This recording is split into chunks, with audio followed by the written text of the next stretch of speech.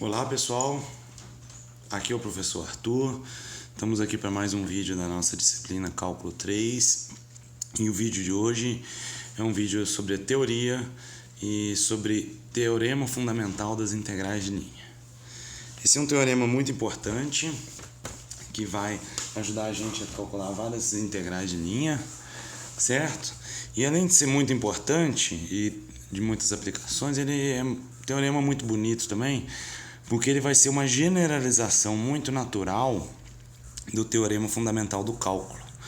Não sei se vocês lembram do teorema fundamental do cálculo, vocês deveriam lembrar, porque ele é fundamental, mas ele é o principal teorema do cálculo, porque ele conecta as duas operações principais, que são derivação e integração. O que o teorema fundamental do cálculo fala? Ele fala que se você tem uma função cuja derivada é contínua em AB, então a integral da derivada é o f do ponto final menos o f do ponto inicial, onde são os pontos do intervalo. Ou seja, a integral cancela com a derivação, tá claro?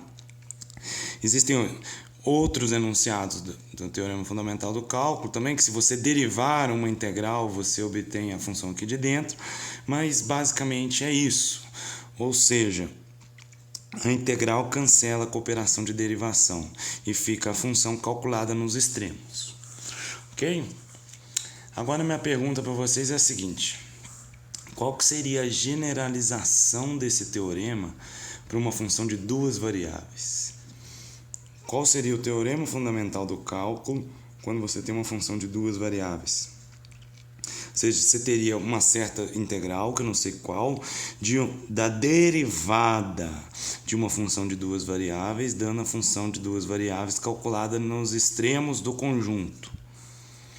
Bom, primeiro, que integral seria essa?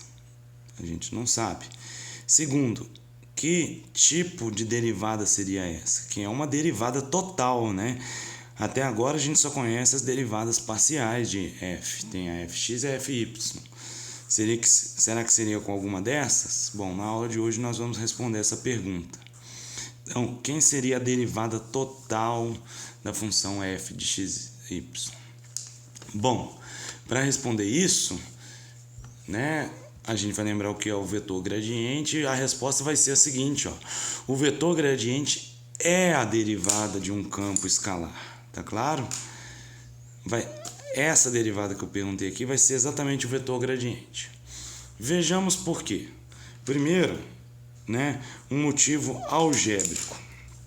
Então aqui, motivo algébrico.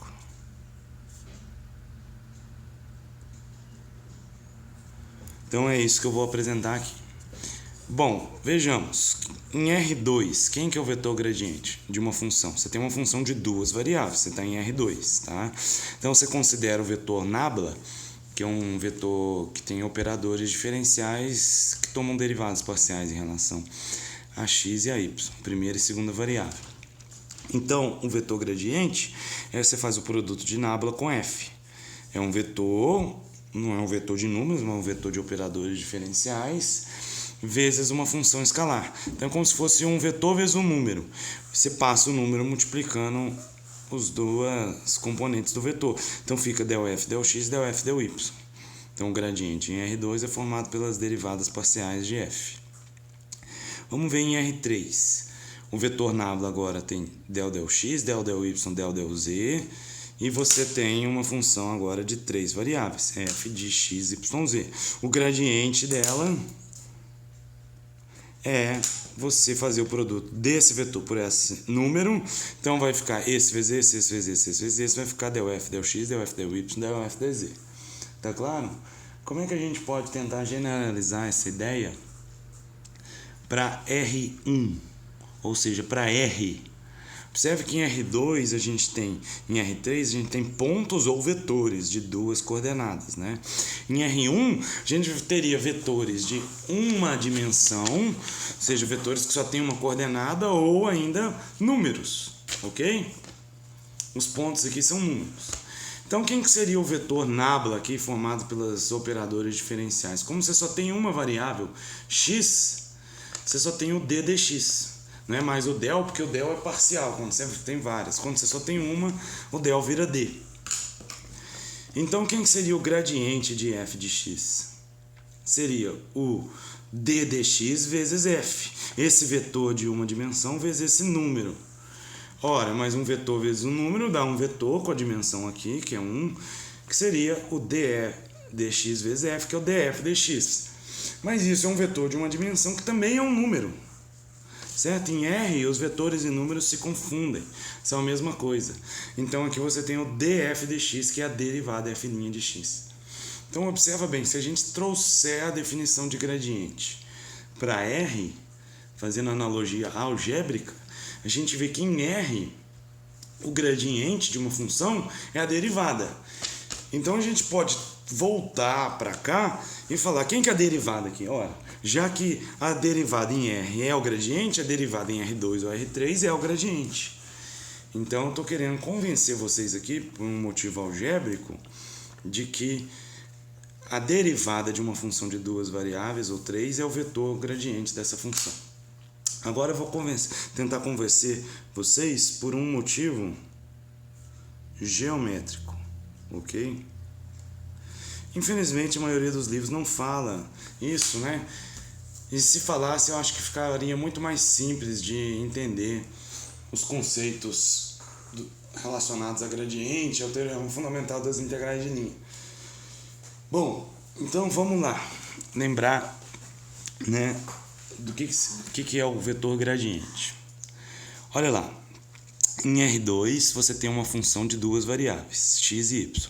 Então o gráfico dessa função é uma superfície. Em R3, a terceira variável depende de x e y. Ok? Então aqui está o gráfico. Desenho aqui uma espécie de paraboloide. E essa função tem curvas de nível, que são as curvas onde a função é constante. Então, por exemplo, essa curva aqui corresponde a um nível aqui. Essa curva aqui corresponde a um nível aqui. Tá claro? Essa curva aqui de fora corresponde a um outro nível. Essa aqui, certo? É como se você fosse fatiando o seu gráfico e nos níveis você vai colocando aqui, marcando aqui. Então, quando você olha um mapa bidimensional XY aqui, você vai olhar essas curvas e vai pensar, ó, o meu terreno é aqui, ele tem um ponto baixo, que eu estou num buraco, né, no meu terreno, e aqui eu estou aumentando. E é exatamente isso que está acontecendo aqui quando você vê as três dimensões. E quais são as propriedades geométricas do vetor gradiente que a gente aprende lá em geral no cálculo 2 para funções de várias variáveis? Primeira propriedade importante é que o gradiente é perpendicular à curva de nível, às curvas de nível. Tá claro? Então, você tem as curvas de nível aqui. Eu fiz em verde aqui a reta tangente à curva de nível. É uma reta que tangencia a curva de nível num certo ponto, certo? Para cada ponto e para cada curva de nível, você vai ter uma reta. Então, se você pegar a direção ortogonal a essa reta, certo? Tanto essa quanto essas direções ortogonais à reta tangente, de certa forma, são direções ortogonais ou perpendiculares à curva de nível. Tá claro? Tá claro? E o gradiente é perpendicular à curva de nível, então o gradiente vai apontar nessas direções ortogonais. Ok? A princípio, o gradiente poderia apontar para cá ou para lá. Para cá, que é a direção ortogonal a essa reta verde aqui tangente à curva de nível, ou para cá, que também é ortogonal. Então, essa aqui só dá a direção. Então, aqui a gente tem essa propriedade 1 aqui, fala da direção. A direção é ortogonal, mas qual que é o sentido? Para cá ou para lá? O sentido é dado pela segunda propriedade. O sentido é na direção de maior crescimento. Então, como a gente sabe que a nossa função está crescendo quando ela se afasta desse ponto aqui, que é o mínimo, então o sentido não é esse, o sentido é esse. Tá claro? O sentido não é esse, é esse. Nesse ponto aqui, o sentido não é para cá, é para cá. Ok? Então é no sentido de maior crescimento. E mais, essa propriedade aqui é importante, que não é, ela só não está falando que entre esses dois sentidos aqui, esse ou esse, o gradiente aponta para esse. Ela está falando ainda que este sentido aqui é o sentido onde a função mais cresce. Observe bem, aqui está uma curva de nível aqui, azul aqui, certo? Todos esses pontos a função tem o mesmo valor, o mesmo nível, a mesma altura aqui no gráfico. Se você entrar para a curva de nível aqui, para qualquer ponto aqui assim, ó, você vai estar indo para uma direção menor, onde você vai estar num lugar mais baixo no gráfico. E se você sair da curva de nível aqui, em qualquer direção aqui, você vai estar num lugar mais alto. Tá claro? Agora, estando nesse ponto, você pode vir para cá, para cá, para cá. Você tem várias direções ali, né? Certo? Você tem 180 graus aqui que você pode variar, que você vai estar subindo a montanha, certo? Essa propriedade aqui fala que, dentre essas direções, a direção que você mais sobe é essa aqui, que é perpendicular. Então aqui você vai estar subindo mais do que aqui, do que aqui, do que aqui, tá claro? Direção onde é mais inclinado o terreno, o gráfico. E mais, direção, o gradiente é um vetor, né? Tem direção, sentido e qual que é o outro? O comprimento. Um vetor caracterizado pelos direção, sentido e comprimento. E o vetor gradiente tem a direção tem essa propriedade, o sentido tem essa propriedade, e o comprimento vai ter essa propriedade aqui, de que o comprimento do vetor gradiente, ele mede o quanto a função varia na direção. Então, observa o seguinte aqui. Nesse ponto aqui, você está nesse nível aqui, certo? E o que acontece aqui? Quando você vai subir no gráfico aqui, você vai subir muito menos do que nesse ponto aqui, se você andar na direção do gradiente. Ou seja, aqui o gráfico está muito mais inclinado do que aqui. É claro? Porque aqui você está chegando próximo do mínimo, e próximo do mínimo sua inclinação é quase zero. Então, quanto maior o comprimento do gradiente, mais inclinado é o gráfico. E quanto mais inclinado é o gráfico, maior é o comprimento. Tudo bem? Então essas são propriedades do gradiente. Agora eu vou mostrar para vocês como essas propriedades também são satisfeitas pela derivada. Eu vou mostrar para vocês que a derivada de uma função tem essas mesmas propriedades aqui. Então, nada mais justo do que falar que a derivada e o gradiente são as mesmas coisas. Então, elas têm o mesmo significado, as mesmas propriedades. Então, derivada total aqui para funções de várias variáveis vai ser o gradiente. Ó, eu vou mostrar para vocês que a derivada total, uma espécie de f' de xy, vai ser o vetor gradiente. A gente não vai usar essa notação, vai usar essa, mas o significado, o sentimento vai ser de que você está fazendo uma derivação total.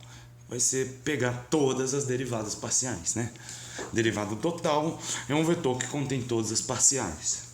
Vamos ver então, né? Eu acho interessante demais isso aqui. Como que a gente pode reproduzir essas propriedades aqui na derivada? Então aqui em R, você tem duas variáveis, yx mais y depende de x. Então você só tem uma dimensão livre. O x aqui e aqui era o x e o y. Então a sua função aqui é f de x, o gráfico dela está aqui, essa curva preta aqui. Então eu peguei alguns pontos aqui, o x1, marquei o f de x1, o x2, marquei o f de x2, e o x3, eu marquei aqui o f de x3. Ok? E o que significa derivada lá no cálculo 1? A derivada é a inclinação da reta tangente.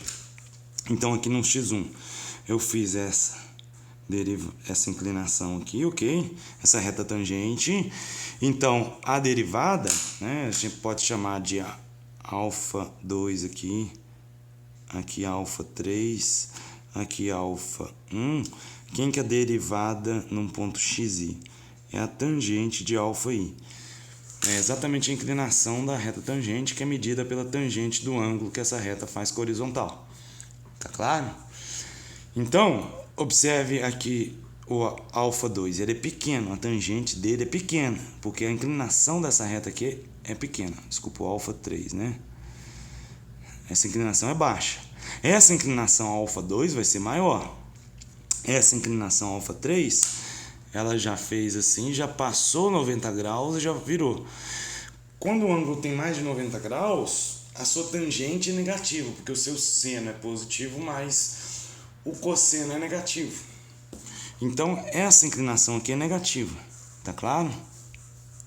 E observe bem aqui, aqui a função está crescendo pouco, ela está próxima do ponto de mínimo onde a derivada é zero. Lembre-se que pontos de mínimo e máximo locais, se a derivada existe nesses pontos, a derivada é zero, porque você não tem inclinação nem positiva nem negativa, você tem uma reta horizontal, que é a tangente. Nesse ponto aqui a inclinação é um pouco maior, certo? E nesse ponto aqui a inclinação já ficou negativa. Observe que aqui a função cresce pouco, aqui a função cresce mais, e aqui a função é decrescente, porque, certo? Você está vindo daqui para cá, a função está decrescendo, derivada negativa.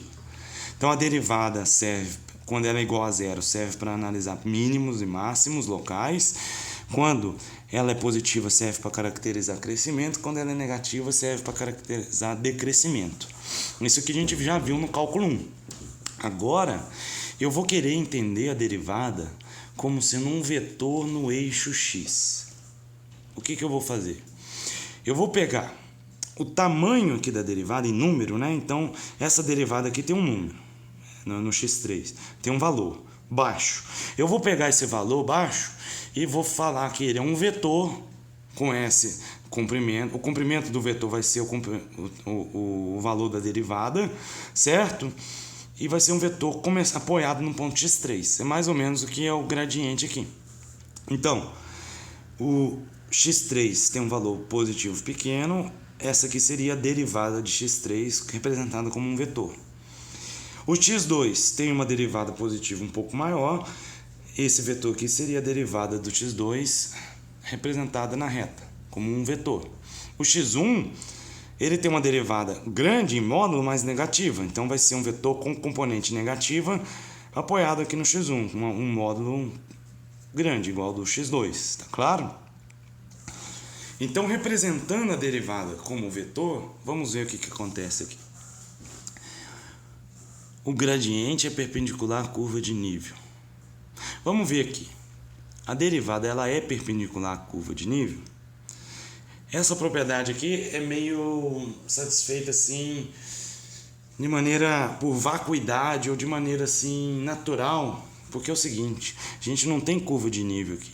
Quem é o conjunto dos pontos x tal que f de x é igual a f de x2? Você tem esse aqui, que é o x2, você tem um ponto aqui, ó, onde a função também vale x2. Então você só tem dois pontos, certo? Você não tem um conjunto assim, igual uma curva. Então aqui você tem um vetor apoiado num ponto. Então é como se fosse esse vetor aqui, nessa direção, você só está na reta, imagina que você só está na reta. Esse vetor aqui, ele vai ser, entre aspas, perpendicular a esse ponto aqui. É como se fosse um vetor perpendicular à origem, tá claro? Ao zero. É como se esse ponto aqui fosse o vetor nulo, ok? Então, é meio satisfeito assim, não tem tanta graça, não é tão interessante. Mas vamos olhar as outras. O gradiente aponta na direção de maior crescimento.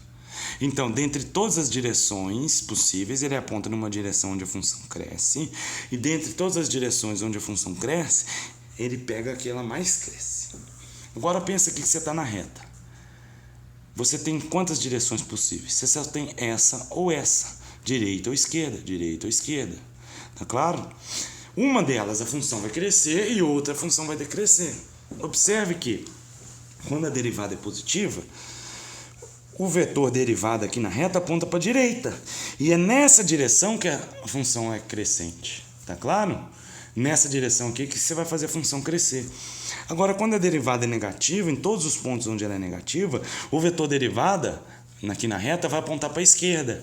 Então, se você está nesse ponto e você quer andar na direção de crescimento, você tem que andar na direção desse vetor, na direção negativa, na direção esquerda. Vai crescer. Você está aqui, você vai subir a montanha. Tá claro? Então, essa propriedade aqui é exatamente essa aqui. Interessante, né? Isso. Aqui você não tem infinitas direções de crescimento como aqui, né? Todas essas aqui crescem, todas essas decrescem. Aqui você só tem uma que cresce, uma que decresce, mas o vetor derivada, visto dessa forma, ele faz isso. Aponta na direção que você cresce, na direção que você decresce.